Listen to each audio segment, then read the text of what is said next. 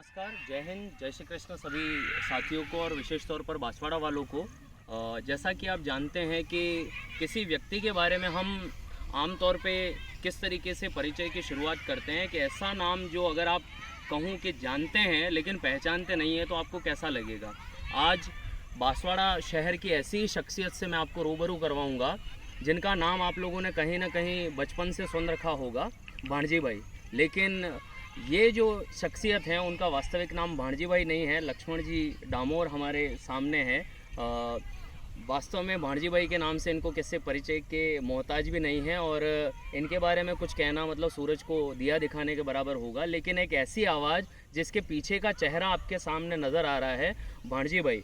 और मैं सीधे सीधे शुरू करना चाहूँगा भाणजी भाई के बांसवाड़ा शहर में जो पुरानी परंपरा के लोग हैं और आधुनिक पीढ़ी के जो लोग हैं जो बचपन से सुनते आ रहे हैं कि आकाशवाणी अर्थात भाणजी भाई या भाणजी भाई मतलब आकाशवाणी, तो ऐसा लोगों के मन में मानना है। और आपको चेहरे से जानते हैं या नहीं जानते, लेकिन भाणजी भाई मतलब राम राम भाणजी भाई करके दिमाग में एक चेहरा अक्स छपता है, लेकिन जिसकी चित्र जो होती है वो स्पष्ट नहीं है।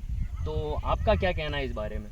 भाविक श्रीमाली जी, आपने बहुत अच्छी बात की, लेकिन मैं आपसे और मेरे श्रोताओं से और जो हमारे प्रोग्राम देख रहे हैं इन सबसे निवेदन करना चाहूँगा कि मैं आकाशवाणी का भाणजी भाई हूँ।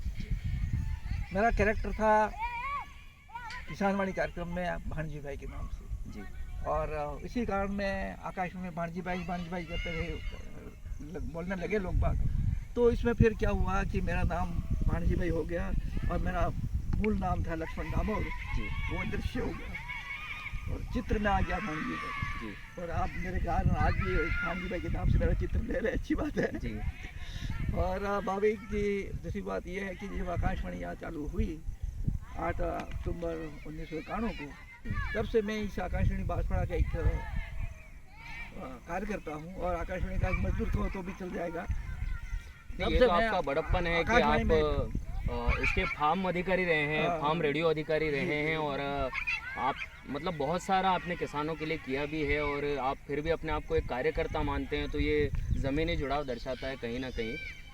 फिर भी यही जानना चाहते हैं कि भाणजी भाई नाम के पीछे की क्या कहानी है, मतलब इसके पीछे का लॉजिक क्या है? भाणजी भाई का मतलब जो किसानवाड़ी कार्यक्रम है, ग्रामीण कार्यक्रम होते हैं, तो एक कैरेक्टर नाम दिया जाता है किसी का। जैसा आपका नाम भाविक भाई है, सोनी साहब है, या हमारे बहुत सारे प्रेमजी भाई भी थे, दाया भाई भी थे, डूंगर भाई भी थे। ऐसे 2-4 का नाम हमने रखे प्रोग्राम करने के लिए कि भाणजी भाई राम राम, डूंगर भाई बोलते थे राम राम भाणजी भाई। ये प्रोग्राम की पब्लिसिटी के लिए होता है कि हमारा आदमी बोल रहा है, गांव का आदमी बोल रहा है, मेरा भाई बोल रहा है। जब तक ये भावना लोगों में नहीं होगी तब तक वो आकाशवाणी से अटैच नहीं हो सकती। आत्मीयता महसूस हो जाती वही है आज तो के युग में। जैसा कि लोग नाम चाहते हैं और चेहरा कि मेरा पहचाना जाए, लेकिन आप छुपे हुए रहे हैं, तो निसंदेह काबिल तारीफ़ है कि एक ऐसी शख्सियत जो दृश्य पटल पे आना नहीं चाहती है और आप पर्दे के पीछे रह के काम किया है, तो निसंदेह आपके लिए दिल में इज्जत और बढ़ जाती है। भाई इस्माइल जी, बात तो ये सही है कि भाई भाणजी भाई के नाम से जब मैंने प्रोग्राम चालू किया तो सबसे पहले मेरे यहाँ से वाणी निकली राम राम राम राम। तो लोगों ने कहा कि ये राम राम करने वाला, और ऐसी धुन मैंने बनाई आकाशवाणी की जो खेती बाड़ी की धुन थी, सिग्नेचर धुन बोलते हैं, तो वो ग्रामीण परिवेश की धुन बनाई, गाछे बज रहे हैं, घर नहीं बज रहे, ये बज रहा है। तो इस हिसाब से तो जब प्रोग्राम हमने चालू किया तो मेरी जब ये संगीत ध्वनि हमारे कहते हैं, उसके आते ही संकेत ध्वनि जैसे भी आती लोग बाग समझ जाते थे भाणजी भाई आ गए। वही राम राम भाणजी भाई से ही शुरुआत होती है। और ऐसी संकेत ध्वनि थी हमारी, ढोलक बज रहा है, सन्नाई बज रही है, ये बज रहा है, केवल 1 मिनट की वो बजती थी। जी। लेकिन लोगों को ये प्रारंभिक हमारी उद्घोषणा होती थी, तो इस हिसाब से लोग बाग हमें पहचान जाते हैं प्रोग्राम में भी आ गए। तो इस हिसाब से हम प्रोग्राम भी हम करते थे और डेवलपमेंट के जितने भी एजेंसियाँ थी सब उसके प्रोग्राम में जाते थे। खेती बाड़ी के अलावा ये है, स्वास्थ्य संबंधी जानकारी है, डेवलपमेंट की जानकारी है, विकास संबंधी जानकारी है, और रेडियो के माध्यम से जाती थी। एक समय था जब बांसवाड़ा में साक्षरता अभियान का बहुत अच्छा कार्यक्रम चला, डॉक्टर बी शेखर साहब कलेक्टर साहब थे, तो उस समय गाँव हर आदमी साक्षरता से जुड़ गया था जी। चाहे पॉलिटिक्स हो, चाहे और भी कोई व्यक्ति हो, वो सामाजिक कार्यकर्ता सभी जुड़े हुए थे। तो आकाशवाणी माध्यम एक बड़ा सशक्त माध्यम होता है प्रचार का। बिल्कुल। और उस समय कोई ऐसे साधन नहीं थे, तो मैं रात दिन आकाशवाणी के माध्यम से वहाँ पहुँचता था और रात भर रिकॉर्डिंग करके सुबह इसका प्रसारण पूरा करता था कि आज इस गाँव में ये प्रोग्राम चला है, कलेक्टर साहब ने ये बोला है, और जो प्रसारण होता था गीत भजन ये सब होते थे। और यहाँ की लोक संस्कृति बहुत तगड़ी है, लोक कलाकार भी बहुत तेज है। बिल्कुल सही। तो इस हिसाब से उनकी रिकॉर्डिंग करके सुनाता, लोग हंसते भी थे और सीखते भी। ये दोनों बातें, दृश्य और श्रव्य दोनों सावन चलते रहते थे। इस हिसाब से मन में प्रोग्राम चालू किया और ये पूरे डूंगरपुर, बांसवाड़ा, प्रतापगढ़, उदयपुर संभाग में ये प्रोग्राम सुनाई देता है जी। और इससे मेरे को मेरी पब्लिसिटी इससे होगी कि भाणजी भाई को व्यक्ति है। बिल्कुल बिल्कुल भाणजी। और मेरे कार्यक्रम सुनने के बाद में किसान लोग होते हैं, पीपल उड़ के कभी टोकरा भर के आम लेके आ रहे, भाणजी भाई को आम दे रहे। स्टेशन में आते थे, कोई सब्जी वाली आती थी, भाणजी भाई रहते तो भाणजी भाई को सब्जी दे जानी है। तो मेरा कितना पब्लिसिटी मेरी हुई। बिल्कुल, वो आत्मीयता से जुड़ा होता है। आकाशवाणी ने मेरे को सब कुछ दिया। बिल्कुल श्रीमान जी, काम भी दिया, दाम भी दिया और नाम भी दिया। काम दाम तो कोई दे सकता, पर नाम देना मुश्किल होता है। लाखों रुपए खर्च कर तो आपका नाम नहीं हो सकता। बिल्कुल, आकाशवाणी के माध्यम से मेरा नाम भी हो और मेरा काम भी हो, मेरे अच्छी। जी बिल्कुल। और हमारे साथी भी हैं जो आपसे कुछ और जानना चाहते हैं, विशेष तौर पर युवाओं के लिए और विचार वगैरह हैं, तो मैं सोनी जी इसको बुलाना चाहूँगा। 3 सबसे पहले तो राम राम भाणजी भाई। राम राम राम राम। उस काबिलियत को मेरा राम राम।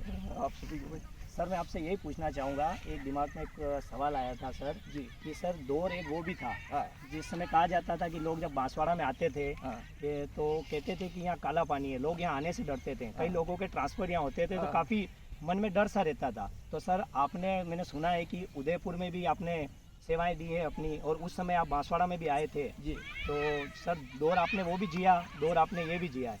और वैसे आज परिस्थितियाँ बदल चुकी है, माँ त्रिपुरा सुंदरी का आशीर्वाद से आज बांसवाड़ा में काफ़ी डेवलपमेंट हो रहे हैं, पर्यटन की दृष्टि से भी काफ़ी बदल चुका है और कई ब्लॉक्स बन रहे हैं यहाँ पे, और 100 टापुओं का ये शहर। जी तो सर यही कहना चाहूँगा कि पर्यटन को बढ़ावा देने के लिए सर हम क्या, युवा पीढ़ी यार जो भी हैं, पर्यटन को बढ़ावा देने के लिए हम क्या कर सकते हैं सर?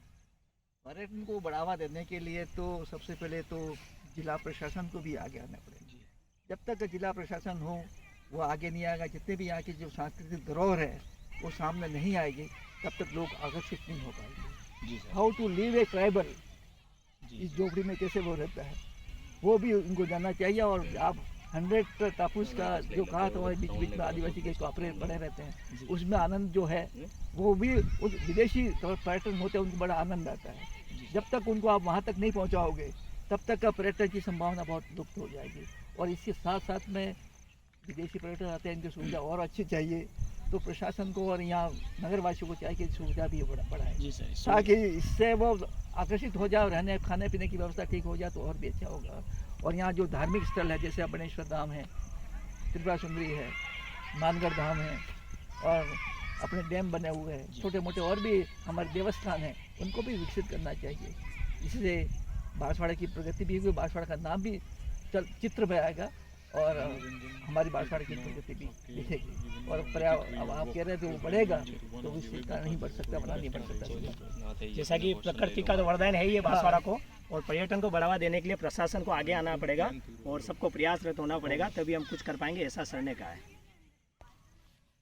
3 अच्छा भाणजी भाई, उस ज़माने में तो लोग जैसे कि रेडियो से ही समय व्यतीत करते थे और फिक्स टाइम होता था कि इस समय आपको सुनना है भाणजी भाई का, 6:30 बजे के आसपास का आपका प्रोग्राम होता था, तो लोग लाइन लग जाती थी, गांव के चौराहे पे दूध बेचने लोग जाते थे तो रुक जाते थे। आज की पीढ़ी का और पुरानी पीढ़ी का अंतर जो है वो आप प्रत्यक्ष दर्ता है, और आपने देखा है कि आज की जो पीढ़ी है और घर परिवार में भी लोग मोबाइल में डूबे हुए हैं, मोबाइल के पीछे एक तरीके से देख रहे हैं कि परिवार में 5 सदस्य हैं, पांचों मोबाइल में लगे हुए हैं और एक दूसरे से बात करने की भी फुर्सत नहीं है। और ऐसा भी नहीं है कि बिल्कुल मोबाइल छोड़ दिया जाए, क्योंकि एक आवश्यक एसेंशियल एलिमेंट है एक तरीके से। तो दोनों के बीच का संतुलन, पुराने समय में जो लोग समय को मैनेज करते थे, आज की पीढ़ी किस तरीके से मोबाइल के उपयोग और दुरुपयोग दोनों को समझे और किस तरीके से नई जनरेशन जो है, युवा पीढ़ी है, वो समय को सही दिशा में ले जाए, उस पर आपका क्या कहना है? आइए चलते हुए। श्रीमान जी, बात यही है कि आपने बड़ी अच्छी बात बताई, लेकिन मैं निवेदन करना चाहूँगा सब मेरे श्रोता भाई बहनों को और युवाओं को खास तौर पे कि आजकल इलेक्ट्रॉनिक मीडिया ज़्यादा प्रभावशाली बन रहा है। हाँ जी। और वैसे तो रेडियो है, छोटा इक्विपमेंट है, छोटा सा जी साधन है, लेकिन आज तो आप देख रहे हैं टीवी का हो रहा है, तरह तरह के चैनल लग गए, ये लग गए हैं, तो व्यक्ति को जरा भी समझ नहीं निकलता कि बटन दबा के चेंज कर देता है कि क्या बात चल रही थी। सही है, उसको पता है कि उस में क्या चल रहा था, चैनल में इस चैनल में क्या चल रहा है, वो हाव भाव हो जाता है। जी। जबकि हमारा उस समय रेडियो था, रेडियो एक ऐसा साधन था तो लोग बाग इसको टकटकी लगाए हुए सुनते रहते थे और जो प्रभावशाली भी प्रोग्राम इसमें आते रहते थे, सही है। तो इसमें ज़्यादा था। आज आपने कहा कि मोबाइल लग गया, ये लग गया, तो मोबाइल से आदमी का दिल भटकता रहता सही है क्या नहीं, एकाग्रता नहीं रहती इसमें। तो इस हिसाब से मोबाइल के भी जरूरी है, जैसा आपने फरमाया था मोबाइल भी जरूरी है इस जमाने में, वो भी उपयोगी साधन हो गया। इलेक्ट्रॉनिक मीडिया जितने भी है सब उपयोगी है, लेकिन उसको प्रभावशाली बनाना पड़ता है लोगों को। सही है।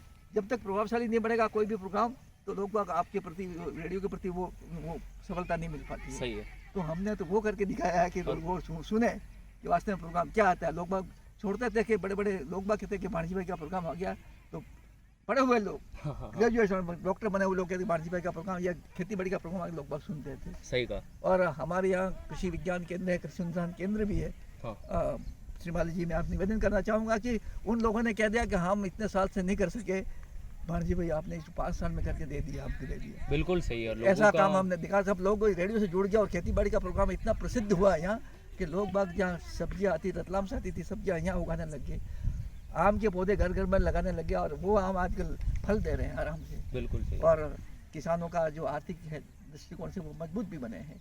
और आपने देखा कि सब्जियाँ बदल गई, बुआई हो रही, पहले सोयाबीन की खेती कोई नहीं करता, हर घर में सोयाबीन की खेती होने लगी। Change everything is.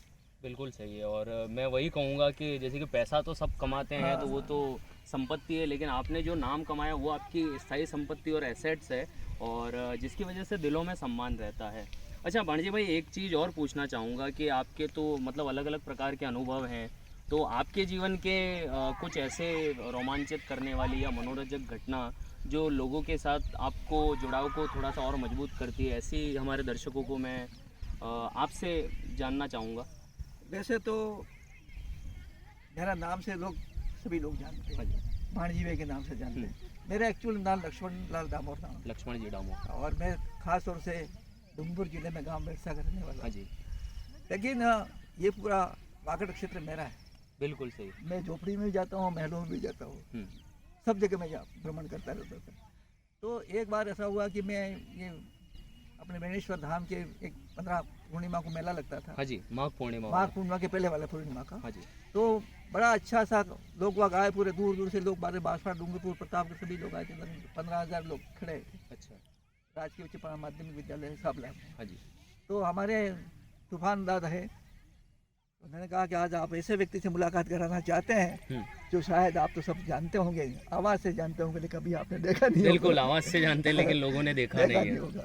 तो जैसे ही उन्होंने कहा कि भाणजी भाई आकाशवाणी के बांसवाड़ा आए हुए हैं, तो आपसे मुलाकात करते हैं। जैसे ही मैं इंट्रोड्यूस हुआ आकाशवाणी उस स्टेज पर, हाँ जी, तो उस स्टेज पर मेरा निकलते ही सभी लोग, जितने भी 10-12 हज़ार जो भी थी भक्त लोग बैठे हुए थे, और सभी खड़े हो गए। अच्छा। और भाणजी भाई राम राम करके मेरे को अभिवादन दिया, तो दिलों में जगह बना दी। और ये देख के चिन्नाथ जी महाराज मेरे धाम के हमारे जो बहन थे, उन्होंने कहा कि मेरे को लोग नहीं जानते, आकाशवाणी के भाणजी भाई को लोग जानते हैं। तो उन्होंने गदगद हो गया और मेरे को शाल ओढ़ा के सम्मानित किया स्टेज पर। ये आकाशवाणी के अपने नाम कमाने का अपना काम है, अलग है। आदमी को वर्क करना चाहिए। जब तक आदमी काम नहीं करेगा, जो भी आप जिस डिपार्टमेंट में आप है उस डिपार्टमेंट के अपने जमीन से जुड़ जाओ तो अपना आप काम हो जाएंगे। बिल्कुल सही। और मैंने जितना भी काम किया, जिले के जितने डीएलओज थे, भाणजी भाई आगे प्रोग्राम में हर डिपार्टमेंट का मैंने पॉजिटिव काम किया। बिल्कुल। लोग बात आजकल नेगेटिव प्रोग्राम देखते हैं, समझिए, पत्रकार है, ये है, ऐसे भाई बंदे जो होते हैं नेगेटिव सोचते हैं। नेगेटिव सोच नहीं रखनी चाहिए, पॉजिटिव सोच हो तो जनता का भी भला हो सकता है, खुद आपका भी भला हो सकता है, और सफलता भी आपको मिल जाती है। बिल्कुल। तो हमेशा पॉजिटिव प्रोग्राम बनाना चाहिए, पॉजिटिव कार्यक्रम करना चाहिए, तो आपकी सफलता मिलेगी। आप किसी भी छोटे से छोटे पद पर क्यों नहीं हो, but you should be positive. बिल्कुल, ये होना चाहिए। और साथ ही आप मतलब बच्चे भी मतलब उतना ही जुड़ाव महसूस करते थे। बच्चे भी विशेष तौर पर अपन टीएसपी मतलब ट्राइबल एरिया में है, जहाँ पे लोगों में इतनी समझ नहीं है। और आपने कार्यक्रम भी जमीन से जुड़े वाले किए। लगभग आपके कार्यक्रमों में कृषि से संबंधित मुद्दे होते थे, किसानों से संबंधित मुद्दे और चर्चाएं होती थी। और आज की जो पीढ़ी है वो लगभग ये सोचती है कि हम 5-10 हज़ार की नौकरी कर ले लेकिन कृषि की ओर ना जाएं। तो आप लेकिन अलग तरीके से सोचते थे कि विकास की दृष्टि से देखा जाए तो कृषि जो है वो एक महत्वपूर्ण अंग है। भारत कृषि प्रधान देश है और इसकी आत्मा भी किसान और कृषि ही है। और आपने इसके लिए बहुत कुछ किया है। योजनाएं बनती रहती हैं, सरकारें अपने तरीके से काम करती हैं, लेकिन ज़मीन पर काम करना, किसानों के साथ जुड़ना और उनके साथ ज़मीनी स्तर पर संवाद करना, तो आप किसानों को जितना जानते हैं वो कोई अधिकारी भी उस लेवल का लगभग अपरिचित रहता है। तो आपका किसानों के लेकर, कृषि को लेकर जो है विज़न है, विशेष तौर पर राष्ट्र की दृष्टि से, अपने वागड़ की दृष्टि से, किसानों के लिए, बेरोजगारों के लिए कि कृषि के क्षेत्र में क्या हो सकता है उनके लिए, और युवाओं के लिए सारी चीज़ें, तो वही आपसे विचार जानना चाहेंगे आपसे। भाभी जी एक बात कहना चाहता हूँ कि एक समय था जी। अभी तो खैर वैज्ञानिक ढंग आ गए हैं, हाँ जी। लेकिन एक समय था कि उत्तम खेती, हाँ जी। मध्यम व्यापार, नीच नौकरी, नीच नौकरी, ये भावना रखते थे। हाँ जी। ये लोग कहते कि नौकरी क्या करनी, हाँ हाँ, जब खेती बाड़ी में नौकरी क्या करनी। सही है, बट टुडे आज क्या हो चुका, आप नौकरी की ओर लोग बाग भागने लगे। सही है, सही है, जब सही लोग बात। बाग इतना भागेंगे हम्म, मैदान खाली हो जाएगा, ये कृषि क्षेत्र खाली हो चुका है। बिल्कुल और सही, लोग बाग ये सोचते हैं कि मुझे छोटी मोटी नौकरी मिल जाए, नौकरी मिल जाए। चपरासी मिल जाए, तो वो नहीं होना चाहिए। हाँ, और एक समय ऐसा आएगा भाभी जी, मैं कह रहा हूँ इस मौके पर सभी हमारे दर्शकों को, कि समय ऐसा आएगा वापस हम उत्तम खेती, मध्यम व्यापार और नीच नौकरी हो जाएगी। बिल्कुल सही। और मैं पूरा- मेरे जितने भी ग्रामीण भाई बहन हैं, किसान भाई बहन हैं, और मेरे युवा साथी हैं जो हाँ जी, जिसके खेती बाड़ी का प्रोग्राम हाँ जी। है, तो अपनी ज़मीन को न बेचें। आप खरीद नहीं पाओगे और खेती नहीं कर पाओगे, आप भूखे मरने की स्थिति आ जाएगी। तो मैं ऐसे हमारे युवा साथी को निवेदन करना चाहता हूँ कि कृषि की ओर विशेष ध्यान दें। जब तक कृषि मंत्री के समझों का, और आप देख रहे हैं राष्ट्र में जितना भी कृषि के ऊपर ही हमारा कृषि प्रधान देश है। बिल्कुल। और एक समय ऐसा था 1935-66 की बात बताता हूँ, विदेशों से अनाज आता था, अकाल पड़ते थे। हाँ, और देश आज़ाद हुआ तो हम कितने थे पता है आपको भाविक साहब? हाँ जी, 36 करोड़ थे देश के। बिल्कुल सही। 36 करोड़ थे और नाउ 1 अरब और 35 करोड़ हो गए। हाँ, 1 अरब जनसंख्या बढ़ गई, बिल्कुल फिर भी भाविक जी कोई भूखा सोता है? नहीं सोता है। ये बिल्कुल। किसानों की अपनी मेहनत किसानों है, की किसानों है। का अपना पसीना है, बहुत खूबसूरत बात तभी की है ये सर। लोग बात चल रहा है। भूखे नहीं मर रहा, कोई भूखा उठ सकता है, भूखा सो नहीं सकता। बिल्कुल सही। ये है बांसवाड़े की स्थिति बताऊँ, यहाँ पूरी बटी पक्की पकती थी, कहते हैं बागड़ी में हमारे, अब आज गेहूँ पकते हैं। और एक समय था कि बांसवाड़ा में आना मतलब, आप उदयपुर से स्वयं आए हैं, शायद 1980 के आसपास आपका आगमन हुआ है, और लोगों के मन में ये धारणा थी, विशेष तौर पर जो सेंट्रल में है, कि बांसवाड़ा मतलब काला पानी की सज़ा कहा जाता था कि ये पिछड़ा क्षेत्र है। लेकिन आपने यहाँ आके परिस्थितियों को देखा है, तो उस चीज़ों के बारे में जो है वो आप दर्शकों को कुछ अवगत करवाएंगे कि बांसवाड़ा आप रहना और यहाँ काम करना, आपका व्यक्तिगत अनुभव कैसा रहा? मैं वागड़ का ही रहने वाला हूँ भाई। हाँ जी। I know very well. और मैं बचपन से लेकर के अब तक मेरी स्थिति, हाँ जी। मैं इसको सब जानता आपके हूँ। पास लेकिन संभावनाएं थी, आप संभावनाएं, इस क्षेत्र से बाहर भी जा सकते थे, लेकिन आपने चुनाव यहाँ रहने का ही किया। बांसवाड़ा के चारों ओर नदियाँ ही नदियाँ बहती, बिल्कुल, और 6 महीने तक बांसवाड़ा तो बिल्कुल ही बाउंडेड हो जाता था। बिल्कुल। कहीं लोग बाहर नहीं जा सकते, बाहर आ नहीं सकते थे। इधर माही नदी घूमती हुई चारों ओर घूम लेते थे, अनास नदी आ जाती थी, ये छोटी मोटी नदी आ जाती, पुल भी नहीं थे कहीं। हाउ टू ट्रेवल, सही है, कहाँ से आदमी गया जा सकता है? इसलिए लोग उसको काला पानी समझते, एक बार सही है, गए सही हो है, सही गया। है। लेकिन ये हमारी धरती माता, यही हमारी नदियाँ है, ये हमारी माँ, जिसको इस वागड़ को हरा भरा करती है। तो लोग परिचित नहीं थे वास्तव परिचय में वागड़ बांसवाड़ा परिवार से। से थे, यहाँ पानी की सुविधा। और मैं कहता हूँ कि गंगानगर डिस्ट्रिक्ट है राजस्थान का, हाँ हाँ, और कोटा डिस्ट्रिक्ट है, तीसरा नंबर बांसवाड़ा का आता है टुडे। इतना खाद, इतना पैदावार यहाँ होने लगी है। बिल्कुल सही, तो सब जो हो गया, हम खेती न करें तो हमारी दुर्गति होगी। बिल्कुल सही, और यहाँ जो बिल्कुल किसान सही, खेती करेगा वो कभी भी दुखी नहीं हो सकता। ये लक्ष्मण डामोर आपको कह रहा है, भाणजी भी आपको कह रहा है, बिल्कुल सही है। ठीक है। इस हिसाब से कि मेरे श्रोता भाई हैं सब, इनको कहना चाहा, कोई भी हो व्यक्ति हो, अपनी ज़मीन को बचे नहीं, सुरक्षित रखे, वही आपका धन है। और खेती बाड़ी करके आप अपना भरण पोषण कर सकते हो और आगे बढ़ भी सकते हैं। बिल्कुल सही है। और हमारे यहाँ से खेती के अलावा हमने बहुत सारे प्रोग्राम और भी आप कहना चाहें कि मैं इसमें, तो ये कहते हैं शिक्षा हुई, प्रौढ़ शिक्षा हुई। लोग बात कहते थे कि कलेक्शन का डामोर जी कैसे होगा, डॉक्टर पी शेखर ने पूछा मेरे को एक बार।